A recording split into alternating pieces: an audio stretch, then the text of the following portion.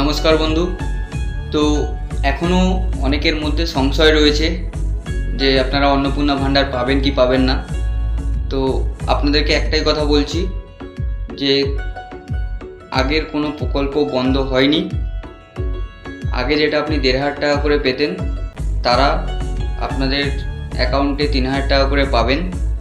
এবং যারা পেতেন না তাদেরকে নতুন করে আবেদন করতে হবে, এবং আবেদন প্রক্রিয়া চালু হলেই আপনারা আবেদন করতে পারবেন।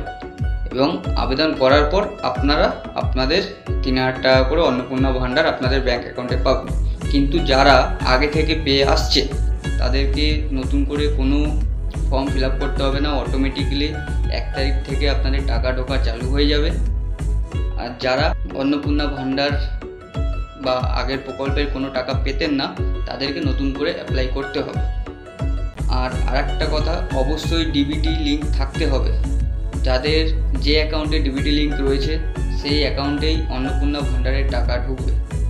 ডিবিটি লিঙ্ক ছাড়া কোনো রকম কোনো টাকা আপনাদের ব্যাঙ্ক অ্যাকাউন্টে ঢুকবে না। নমস্কার।